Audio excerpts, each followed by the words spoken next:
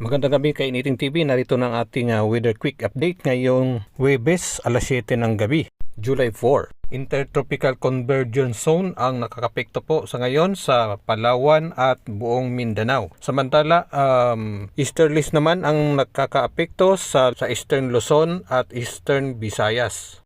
Localized thunderstorms naman ang nakakaapekto sa nalalabing bahagi po ng bansa, kasama na po ang Metro Manila. Base sa ating weather satellite imagers o animation, malakas po ang thunderstorms sa mga lugar na ito.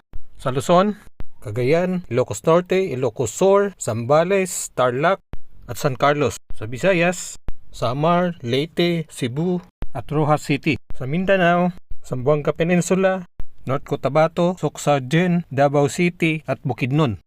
Posible po mamayang alas 10 ng gabi, mawawala na po ang mga thunderstorm o mababawasan po. Please paki-like and share po.